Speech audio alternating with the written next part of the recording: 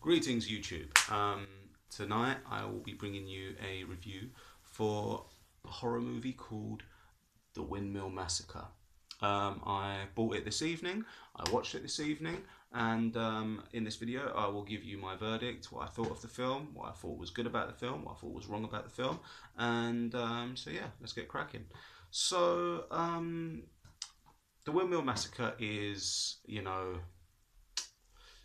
your regular budget horror movie that you find in your local supermarket that they get in every couple of weeks. And I can't lie, I'm a real sucker for these. When I see them on the shelf, when I wander through the supermarket, I'm like, I end up buying them. They're about a fiver. They're between £5 and £7, and they're just fun. They're good, and I can't help myself. And there's fucking sirens outside my window. Fuck off, sirens. Anyway, so yeah, so how does it start? Well, it starts in Holland. You've got your main character called Jennifer, and she's having these weird kind of like flashbacks of a burning like trailer, caravan, whatever you want to call it, and she's looking after these kids.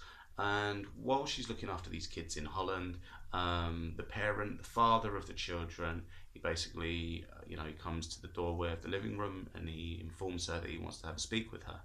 And basically lets her know that, look, I know that you're a faker, you're giving like a fake name, and, I'm calling the police. Well, she shits it, smashes a vase over his head, and legs it out the front door.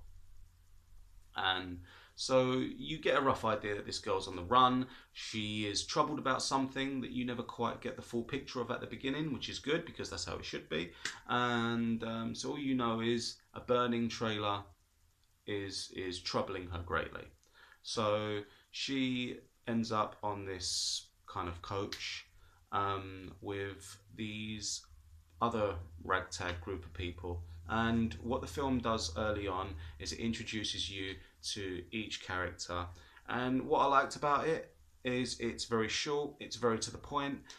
You get a very good idea of who these people are, why they're there, what they're about. And I just felt that it was done really, really well. It doesn't drag on. You don't get this long, drawn out thing about these people and their backstories. They last about 2 to 3 minutes each, and in that 2 to 3 minutes the film does a really, really good job of conveying who these people are and why they are there.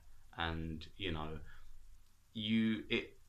kind of introduces the characters extremely well, and as the film goes on, there are certain characters in the film that you become quite relatable, and you actually give a shit about these people. So again, the film does that really, really well.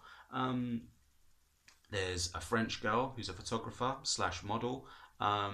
There is a Japanese guy who is basically in Holland, something to do with his grandmother. He's basically scattering her ashes near a tree. It's never actually explained why he's there delivering, why a Japanese guy is scattering his grandmother's ashes in Holland. I don't know why, but and you never know why, which is really odd. But anyway, there's a father and a son, and a British soldier, a British doctor, and they're all troubled about something. Something is troubling them, and they're all just basically trying to escape the woes of their life. And so basically they're on this windmill tour in Holland on a coach to basically, well, chill the fuck out, I guess, and just forget the shit that's troubling them. But as always in horror movies, you can't run from your demons. Anyway, sorry about that. So they're on this coach trip, and horror movie 101, coach breaks down. And this is when the bad shit starts happening. The killing starts. Now, again, another thing I liked about this movie, it doesn't take a long time to get going. The kills are, for the most part, they're pretty good. Special effects are pretty good. Gore effects are pretty good, especially for a low budget horror movie. Which in certain low budget horror movies, special effects can be pretty damn bad, as I'm sure some of you are aware. And so yeah, so the only problem I had was with the very first kill. Basically, there's a guy that gets his legs cut off, and it's done with a scythe. And what I didn't like was when the guy gets his legs chopped off. You know, he's crawling away, and the legs are still kind of there, standing. You know, kind of in place. And I don't know. I think I over scrutinise these things a bit too much. But it's stuff like this that, you know, for me, really kind of take me out, because it's something that it's not due to the film being low budget. It's just a bad design choice. I don't know, bad production. I don't know, whatever. I mean, even if they just had the legs kind of one toppled over and one kind of lay, it just would have looked better. You know, legs do not. But it just wouldn't happen, you know. Well, at least I don't think it would. I've never ever seen anyone have their legs chopped off, thank God. But I'm sure if I ever did, that it wouldn't happen like that. But luckily, that is the only one and only instance where the special effects are a little bit on the shit side. But other than that, everything is pretty. You know, it works well within the limits of the budget and is done pretty well.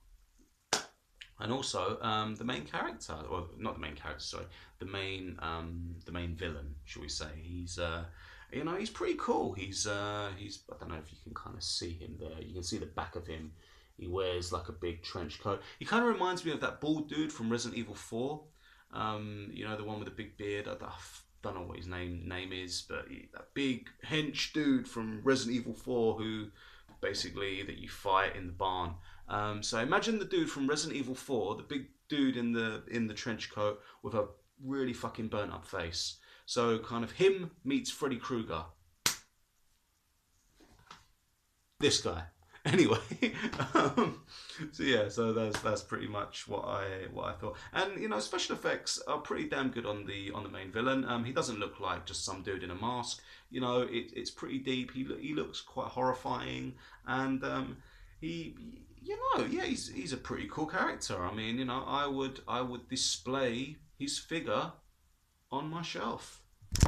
He oh shit, he would join Freddy and Jason and Michael up there. So yeah. So so yeah, so that pretty much I hope sums up what I thought about the main villain. Let me try and get this camera straight again. So yeah. So, you know, your killer's pretty cool. So you've got a cool killer, you've got a cool premise. Acting's pretty good as well. I'll try and relay who these people are. The film stars Charlotte Beaumont, whatever, Patrick Ballardi, Ben Ben Bat, Ben Bat, Fiona Hampton, and Noah Taylor. Apparently, these people have starred in films like Game of Thrones, Peaky Blinders, Rush, Kingsman: The Secret Service, and Captain America. Ben Bat was in Captain America, and and Charlotte Beaumont is in Broadchurch. I don't remember seeing this dude in Captain America. I don't remember seeing Fiona Hampton in Kingsman: The Secret Service. I've never seen Rush. I don't watch Game of Thrones or Peaky Blinders or Broadchurch. So personally, I don't really recognise anyone in this film. But according to the back of the case, they've been in shit. So yeah. Right, so the coaches broke down. Sorry, I've deviated from the path a bit. So the coaches broke down, and the killing has started now. There are spoilers in this film that I'm going to do my best not to blow for you. Now, I don't really know how to do this without... Okay, basically, it's not just a movie about people being offed. There is actually a method to the madness. There is a reason why they're being killed. And one of the things I quite liked about it is before each kill, it kind of goes into Silent Hill territory. I mean, not quite Silent Hill, but it yeah. Do you know what I mean? You know, it kind of, I don't want to spoil it, but there is a reason why these people have been brought together, and there is a reason why they're being killed. So it's not just a load of just happening for no reason. There is a method to the madness, as I said.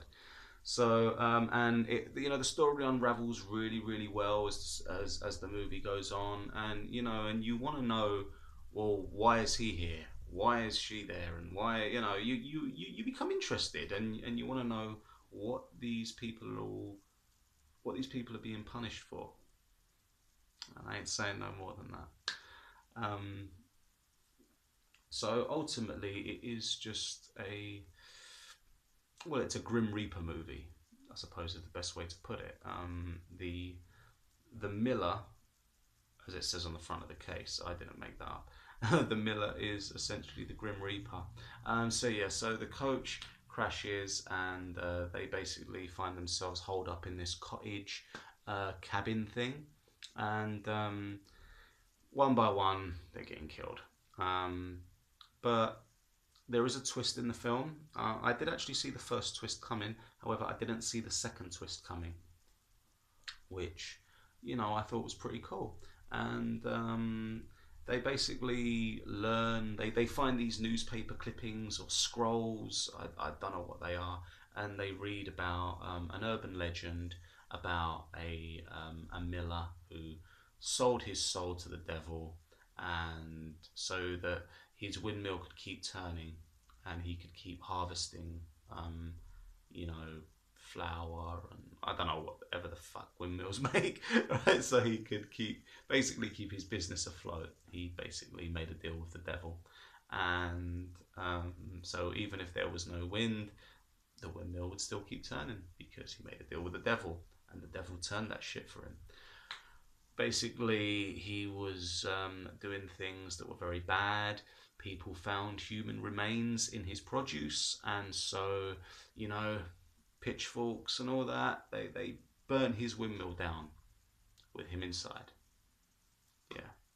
So I'm not going to say too much more about the story, but I think I've kind of given you an idea of where it is. And by telling you that, I don't feel like I've blown anything of the film, because the way everything kind of goes down, that's just a very small snippet. I mean, to be fair, you learn that pretty early on, and without me even telling you, I think just by looking at the guy that he was a miller that got burnt alive in his windmill, and that's you don't even need me to tell you that. So I don't feel I've given away any spoilers. It says on the case, Jeepers Creepers meets Friday the 13th, and I would definitely recommend this film to fans of Jeepers Creepers or Friday the 13th or Halloween. I'm a massive fan of slashers. Slashers they're not really at the centre stage of horror movie cinema anymore. As you know, horror movies now consist mainly of movies like Insidious, The Conjuring, Paranormal Activity, so on and so forth. So, to actually find a slasher that is decent, that is actually pretty good, is a nice surprise. And I was happy that this film was as good as it was, and I did enjoy it. It's definitely a keeper. I would definitely recommend this to fans of slasher movies. And it just goes to show you that every now and then, when you're wandering down the DVD aisle or Blu-ray aisle of Morrison's or Sainsbury's or whatever, and you see them kind of budget horror movies just plonked there on the shelf, you think it's going to be a load of shit. Well, every now and then, you can get a good one, and this is one of those good ones. Very recommended.